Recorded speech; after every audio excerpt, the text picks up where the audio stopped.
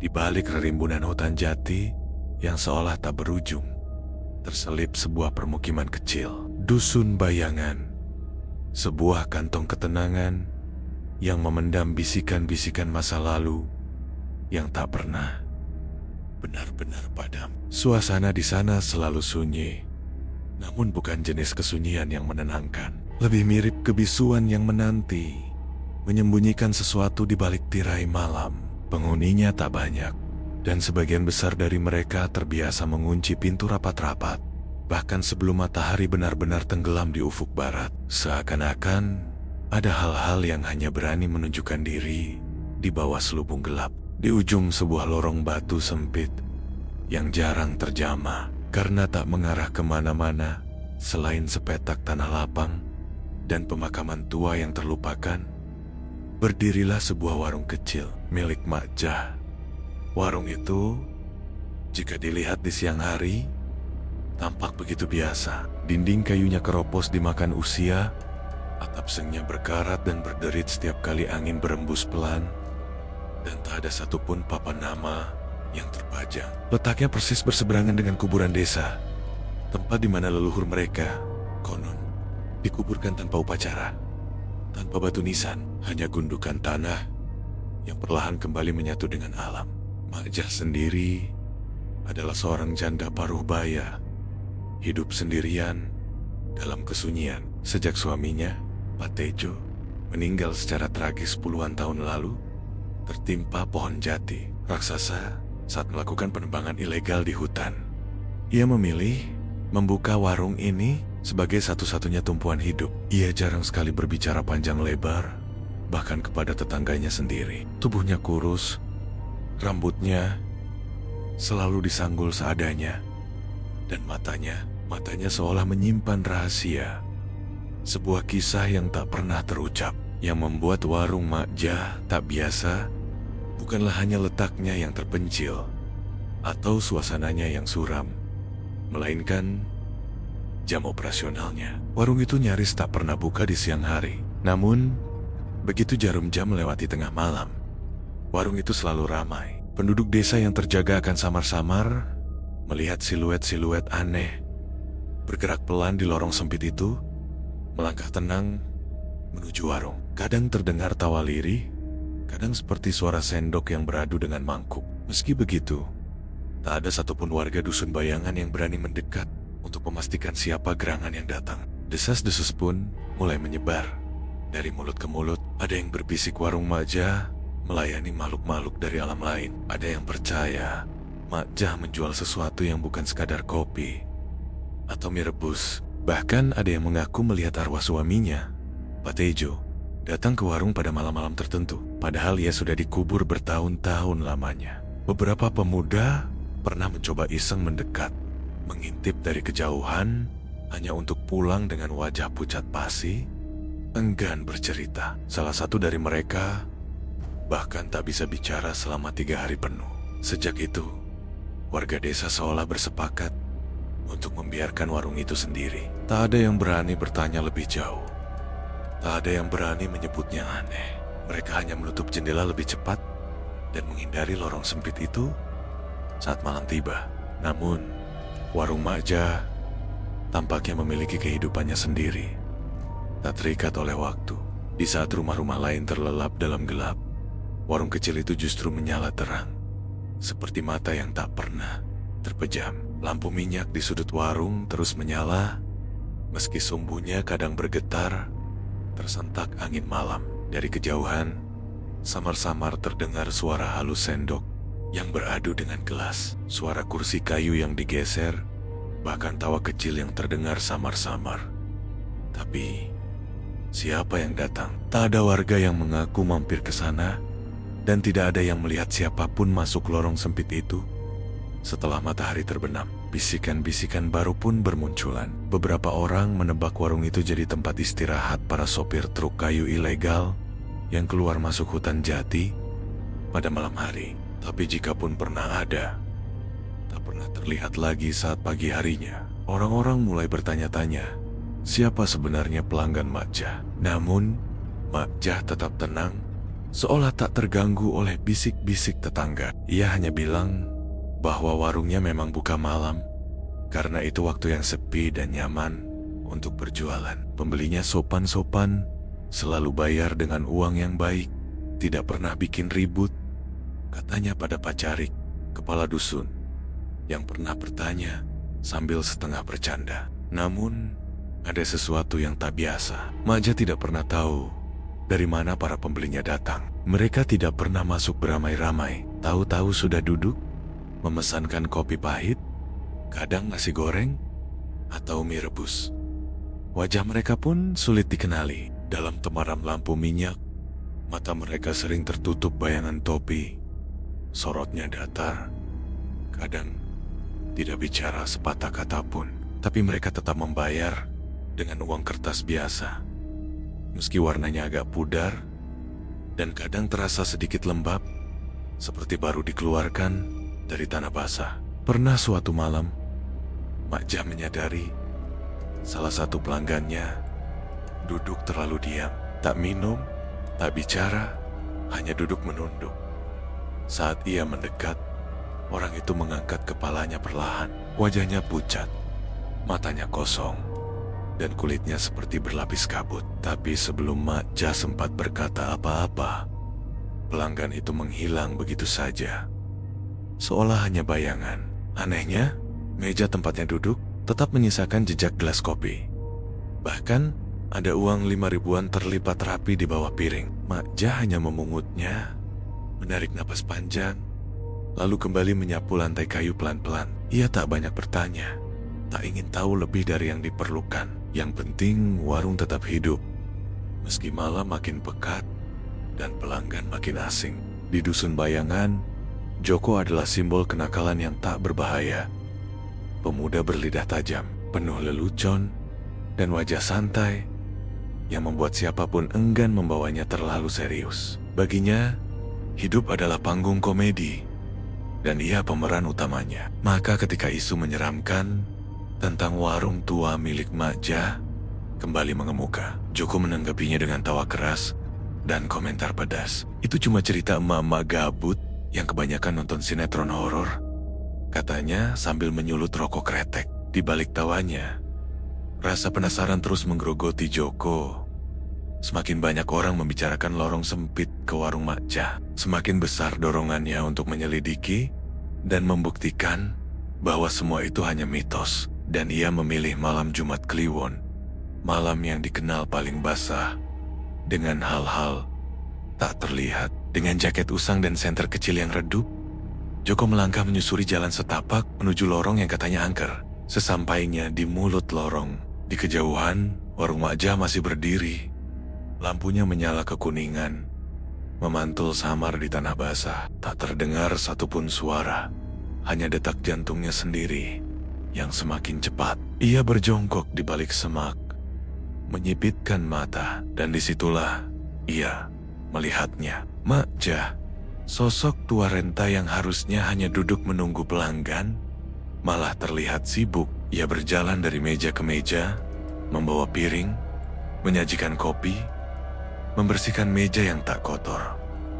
Tapi warung itu kosong, tak ada satupun pelanggan. Kursi-kursi tua bergoyang pelan, seperti baru saja ditinggalkan. Dan yang membuat darah Joko membeku, Makja tersenyum ke arah kursi kosong, lalu mengangguk seperti sedang menjawab pertanyaan yang tak terdengar. Bukan karena takut, tapi tubuhnya benar-benar kaku. Tangannya bergetar, matanya melotot.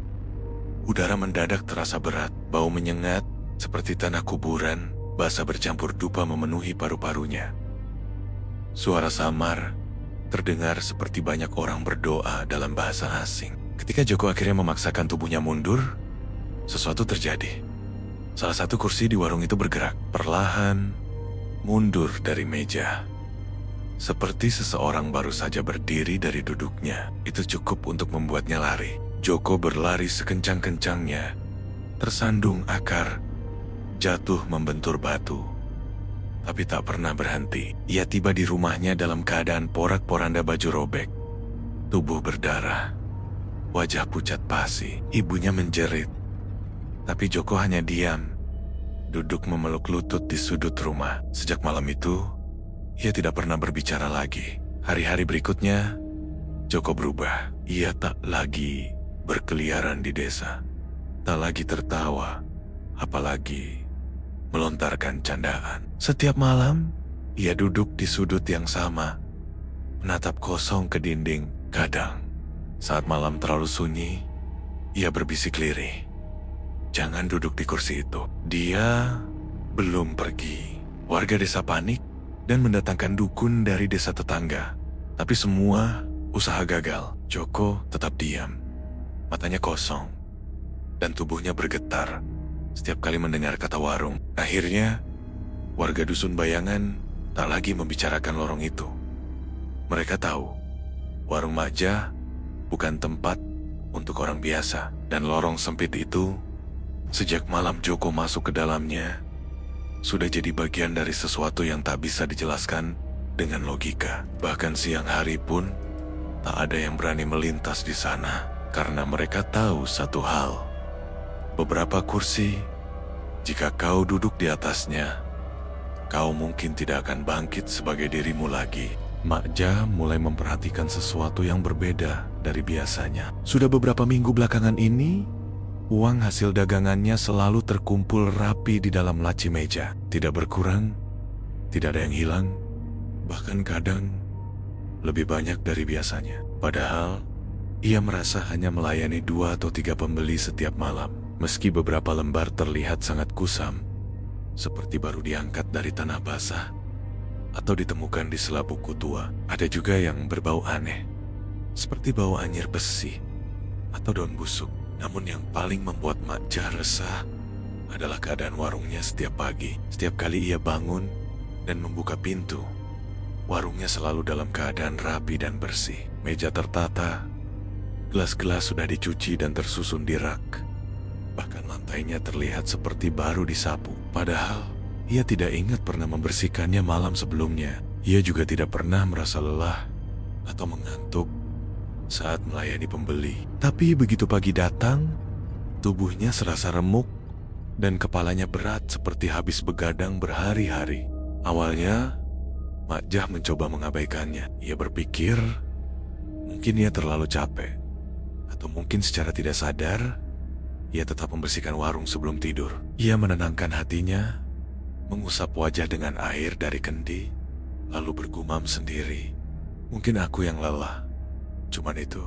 Tapi jauh di dalam hatinya, ada rasa tak nyaman yang mulai tumbuh. Semuanya terasa terlalu rapi, terlalu sempurna. Seperti ada tangan lain yang ikut campur. Suatu pagi, saat hendak menghitung uang di lacinya, ia menemukan selembar uang 5 ribuan yang warnanya tak wajar. Kertasnya lebih tebal, seperti bukan dari bahan biasa. Saat disentuh terasa dingin dan sedikit lembab. Dan ada noda hitam di salah satu ujungnya, seperti bekas terbakar. Ia mencoba menggosoknya, tapi noda itu tak hilang. Ketika ia mendekatkan uang itu ke hidung, bau anyir menyengat langsung menusuk hidungnya. Makja buru-buru memasukkan uang itu kembali ke laci dan menutupnya rapat. Dadanya mulai sesak. Ia mencoba melanjutkan hari seperti biasa, menjerang air, menyiapkan bahan-bahan, dan menata meja. Tapi pikirannya tak bisa lepas dari uang itu dan dari warung yang seperti dibersihkan oleh tangan tak kasat mata. Malamnya, saat ia duduk menunggu pembeli di depan warung, angin bertiup pelan membawa aroma aneh, seperti kemenyan yang belum padam. Lampu minyak bergetar pelan, dan dari kejauhan terdengar suara langkah kaki mendekat perlahan. Meski jalanan sepi, Makja menarik napas panjang. Ia tahu ada sesuatu yang berubah, tidak hanya pada uang, tapi pada dirinya, pada warungnya, pada malam-malam yang semakin sunyi, namun terasa penuh, terlalu penuh. Malam demi malam, warung Makja makin ramai oleh kehadiran para pelanggan yang tak biasa. Suasana yang dulunya hanya terasa sunyi dan asing, kini berubah menjadi sunyi yang berat, seperti ada sesuatu yang menekan udara dan menyusup ke dalam pori-pori. Suara langkah kaki terdengar mendekat dari lorong sempit. Tapi siapapun yang datang selalu sulit dikenali. Wajah mereka buram, seperti tertutup kabut atau tertelan oleh remang cahaya lampu minyak. Suatu malam, seorang pria duduk di bangku paling ujung. Tubuhnya tinggi besar, mengenakan jaket lusuh dan topi lebar yang menutupi sebagian besar wajahnya. Ia datang diam-diam, lalu duduk tanpa suara. Mak Jah menyuguhkan kopi hitam seperti biasa, tapi pria itu tak pernah menyentuhnya. Ia hanya duduk menunduk, punggungnya membungkuk aneh, dan napasnya terdengar berat. Ia bertahan di sana hingga menjelang subuh, lalu pergi tanpa sepatah kata pun, meninggalkan uang receh yang basah dan berbau tanah. Malam berikutnya, seorang perempuan datang. Rambutnya panjang menjuntai, menutupi wajahnya yang tertunduk. Ia duduk di sudut warung sambil terisak. Tangisannya pelan, seperti orang yang kehilangan sesuatu yang sangat dicintai. Mak Jah mencoba menawarinya teh manis, tapi perempuan itu hanya menggeleng pelan. Tangisannya makin menjadi-jadi hingga menjelang pagi. Tapi begitu ayam pertama berkokok, sosoknya lenyap.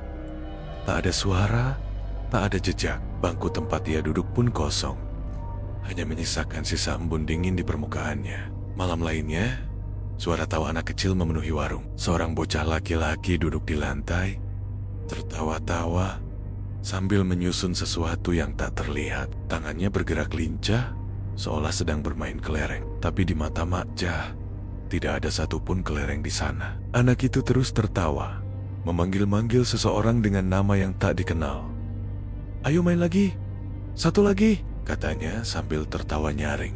Tapi saat Mak Jah mencoba mendekat, bocah itu menoleh cepat, dan wajahnya kosong, hanya kulit putih, tanpa mata, tanpa mulut. Mak Jah langsung mundur gemetar, napasnya terengah. Tapi ia tetap melayani seperti biasa. Meski tubuhnya menggigil, meski lututnya lemas, ia tetap menyajikan kopi, teh, dan makanan seperti yang biasa dipesan. Ia tak berani menolak, tak berani bertanya. Ia hanya bisa berbisik pelan dengan suara gemetar, "Kalau lapar, makan saja." Setiap malam, pengunjung-pengunjung itu datang dan pergi, duduk, menangis, tertawa, diam. Warung itu bukan lagi milik dunia biasa, tapi Mak Jah tetap di sana, melayani tanpa bertanya. Ia merasa jika ia berhenti, jika ia menolak satu saja dari mereka, sesuatu yang lebih buruk akan datang. Maka ia terus membuka warungnya malam demi malam, dalam gelap dan sunyi yang kian pekat. Malam itu, udara terasa berbeda. Angin yang biasa hanya lewat pelan, kini berdesir, membawa bau aneh seperti bunga layu dan asap kemenyan yang tertinggal lama. Warung tetap buka seperti biasa. Lampu minyaknya bergetar, dan bayangan-bayangan samar masih duduk diam di bangku-bangku. Namun, malam itu, di antara mereka, datang satu sosok yang masih hidup. Sosok yang dikenal oleh semua warga desa, tapi jarang terlihat keluar rumah. Dia adalah Eyang Kusumo, dukun sepuh desa. Melangkah pelan ke dalam warung. Usianya sudah sangat tua, punggungnya membungkuk, dan rambut putihnya diikat rapi. Tapi sorot matanya tajam, seperti mampu menembus batas antara yang kasat dan yang gaib. Ia tak memesan apapun, hanya duduk sebentar, mengamati sekeliling dengan napas berat. Mak Jah yang sedang mengelap meja terdiam saat melihatnya. Wajahnya sedikit pucat, tangannya berhenti bergerak. Eyang Kusumo tak langsung bicara. Ia memejamkan mata sejenak, lalu mengembuskan napas pelan. Baru kemudian suaranya terdengar pelan, namun jelas. Gerbangnya sudah terbuka. "Jah, mereka datang bukan karena kau panggil, tapi karena tempat ini jadi lintasan, jalan yang menghubungkan dunia kita dan dunia mereka," ujarnya tanpa menoleh. "Dulu tempat ini hanya sunyi, tapi sekarang mereka lewat sini karena jalurnya terbuka.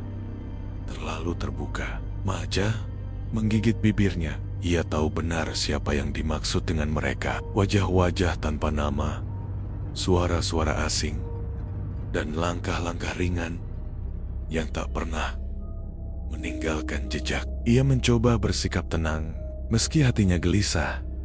Ia mendekat, duduk perlahan di bangku depan Eyang Kusumo. "Apa bisa ditutup kembali?" Eyang bertanya dengan ragu. Eyang Kusumo mengangguk. "Bisa, tapi butuh persetujuanmu. Aku bisa bantu dengan ritual, tapi kau harus siap, karena menutupnya berarti menghentikan semuanya. Warungmu, arus itu, semua." Mak Jah terdiam lama.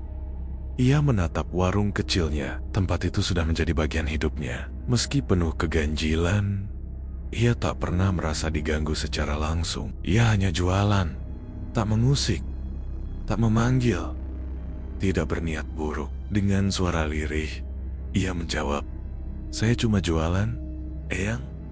Tak pernah ganggu siapa-siapa." Eyang Kusumo menghela napas panjang. "Aku tahu, tapi tempat ini sudah jadi magnet. Bukan soal niat, tapi soal jalur yang terbuka. Mereka datang karena mereka bisa, bukan karena kau mau." Ia tak bisa menyangkal kebenaran kata-kata itu, tapi ia juga tak bisa memutuskan dengan mudah. Warung ini satu-satunya yang ia miliki. Eyang Kusumo berdiri pelan. "Kalau kau berubah pikiran, datanglah ke rumahku sebelum malam Jumat Kliwon berikutnya. Setelah itu, tak ada yang bisa dilakukan." Ia melangkah keluar warung, meninggalkan keheningan yang terasa lebih berat daripada biasanya. Mak Jah berdiri diam, memandangi bangku-bangku kosong yang masih terasa hangat oleh kehadiran yang tak terlihat, dan lampu minyak tetap menyala. Malam itu datang tanpa tanda-tanda. Langit gelap seperti biasa, angin bertiup pelan, dan lampu minyak di warung Mak Jah menyala dengan getaran kecil. Tapi saat jarum jam dinding menunjukkan pukul 5, detiknya berhenti. Tidak berdetak, tidak bergerak, seperti ada tangan tak terlihat yang menghentikannya. Mak Jah memperhatikannya sebentar, lalu melanjutkan menyeduh kopi. Namun saat ia menuangkan air panas ke dalam gelas, ia menyadari sesuatu yang ganjil. Angin tak lagi berembus. Udara mendadak hampa. Tidak ada suara jangkrik. Tidak ada lolongan anjing dari kejauhan. Semua hening, sunyi yang bukan sekadar sepi, melainkan diam mutlak. Seolah dunia kehilangan napasnya. Perlahan, warungnya dipenuhi oleh sosok-sosok yang datang tanpa suara. Kursi-kursi terisi satu persatu. Mereka hanya duduk diam, tidak memesan, tidak bergerak. Tubuh mereka tampak biasa, tapi wajah-wajahnya kabur. Tidak ada mata, tidak ada hidung, tidak ada mulut. Seperti bayangan yang lupa diberi bentuk. Dan semuanya menatap ke arah Mak Jah. Sorot-sorot kosong itu membuat udara semakin berat. Mak Jah berdiri di belakang meja. Tubuhnya gemetar. Tangannya masih menggenggam gelas kopi, tapi ia tak bisa mengangkatnya. Suara detak jantungnya sendiri terdengar begitu keras di telinga. Ia mencoba berbicara, mencoba menyapa seperti biasa, tapi suara tak keluar dari mulutnya. Lalu, dari kerumunan, seseorang berjalan maju. Sosok lelaki tua, berpakaian lusuh, melangkah perlahan. Rambutnya berantakan, wajahnya tirus, tapi senyumnya senyum yang sangat ia kenal. Itu suaminya, Pak Tejo, lelaki yang dulu ditemukan mati, tertimpa pohon jati. Tubuhnya membiru, matanya membelalak. Tapi malam itu, ia tampak damai. Ia duduk di bangku yang sama seperti dulu saat masih hidup. Tempat favoritnya menikmati kopi pahit dan tempe goreng. Mereka saling menatap, terdiam dalam keheningan yang mendalam. Dan suaminya mengangguk pelan, tersenyum, dan berkata lembut, "Terima kasih, sudah bertahan." Lalu, ia menghilang, seperti asap yang tertiup angin. Meski malam itu sama sekali tak ada angin, air mata Mak Jah mengalir pelan. Tanpa suara, dia tidak berteriak atau jatuh, cukup berdiri, membiarkan keheningan menyelimuti tubuhnya, dan rasa sedih bercampur pasrah memenuhi dadanya. Sejak malam itu, warungnya tak lagi milik dunia yang sama. Dia sudah jadi bagian dari sesuatu yang lain, tempat perlintasan, tempat singgah, di mana waktu seolah berhenti. Jam dinding itu tetap terhenti di pukul 5. Tak pernah bergerak lagi. Desas-desus tentang warung Mak Jah kini jadi pembicaraan hangat di dusun bayangan. Cerita tentang Joko yang mendadak pendiam, suara-suara aneh di malam hari, dan sosok-sosok tanpa wajah bikin warga semakin penasaran. Anak-anak pun dilarang keras bermain di lorong sempit menuju warung itu. Bahkan di siang hari, seiring waktu, warung Mak Jah jadi semacam batas antara yang biasa dan yang misterius. Para tetangga yang dulu sering mampir beli kopi atau gula, kini malah menghindar dari warung itu. Saat melewati lorong, mereka cepat-cepat melangkah, menunduk, dan berdoa dalam hati. Tak ada yang berani menyapa Mak Jah lagi. Bukan karena benci, tapi karena takut. Tapi yang bikin penasaran adalah munculnya orang-orang asing dari luar desa. Mereka datang satu persatu, tenang, tanpa suara gaduh. Wajah mereka asing, dan gak ada yang tahu dari mana mereka berasal atau bagaimana mereka tahu tentang warung kecil di ujung lorong itu. Setiap malam menjelang tengah malam, mereka muncul dengan langkah pelan, masuk ke dalam warung, duduk diam, dan pesan kopi atau teh kayak pelanggan biasa. Mereka jarang bicara, bahkan banyak yang diam saja, tapi selalu sopan, tidak ribut, dan selalu bayar dengan uang tunai yang terlipat rapi. Kadang Mak Jah menemukan nama-nama aneh di uang itu. Nama-nama yang terasa kuno, tertulis dengan tinta pudar, atau coretan tangan asing. Tapi ia tak pernah menanyakannya. Uang itu ia simpan di laci. Sama seperti yang lainnya. Yang bikin bulu kuduk warga merinding adalah kenyataan bahwa para pendatang itu tidak pernah terlihat pergi. Mereka datang, selalu ada, tapi gak ada satupun warga yang lihat mereka keluar dari warung. Pagi-pagi, saat ayam mulai berkokok, warung sudah rapat, tidak ada jejak kaki di tanah. Beberapa warga sempat mengusulkan agar warung itu ditutup, tapi tidak ada yang berani bilang langsung ke Mak Jah. Bahkan Pak Carik pun memilih untuk diam, mulutnya rapat-rapat. Semua orang seolah paham, warung Mak Jah ini bukan sekadar tempat jualan. Sekarang, warungnya seperti mitos yang hidup, berdiri di antara dua dunia. Di tengah ketakutan dan keheningan itu, Mak Jah tetap melayani, tanpa banyak tanya, dan tanpa mengeluh. Dia tahu, warungnya bukan miliknya lagi. Tapi dia juga sadar, dia tidak bisa pergi. Waktu terus berlalu, dan Mak Jah perlahan menerima kenyataan yang sulit dijelaskan. Warung kecilnya, yang dulunya hanya tempat sederhana untuk bertahan hidup, kini telah berubah jadi sesuatu yang aneh. Ia tak tahu pasti kapan semua ini mulai terjadi. Apakah sejak suaminya meninggal? Atau sejak malam pertama, ia melihat sosok tanpa wajah duduk di sudut bangku? Yang jelas, tempat itu bukan lagi tempat yang sama. Mak Jah mulai paham, mungkin arwah-arwah di luar sana juga butuh tempat untuk singgah, mengenang, atau sekadar menikmati keheningan. Warung kecilnya jadi tempat yang tenang dan tak terduga. Mak Jah tak pernah minta atau memanggil siapapun. Dia hanya buka warung, menyajikan kopi, mie rebus, dan gorengan hangat. Kini, warung itu masih berdiri seperti biasa, terbuat dari papan kayu tua dan beratap seng berkarat. Warung ini berdiri tepat di depan kuburan desa yang semakin dipenuhi semak. Dari luar mungkin terlihat sama, tapi bagi yang tahu, warung Mak Jah lebih dari sekadar tempat makan. Ini adalah tempat singgah, ruang tenang antara dua dunia yang selalu berdampingan. Bagi Mak Jah, siapapun yang datang baik dari dunia ini atau yang lain pasti layak disambut dengan secangkir kopi hangat dan senyuman tulus. Dia nggak lagi peduli siapa mereka, dari mana asalnya, atau kenapa memilih warung kecil ini. Setiap orang pasti membawa lelah, rindu, atau cerita yang belum selesai. Warung ini jadi tempat yang bebas, tanpa paksaan, dan tanpa batasan waktu.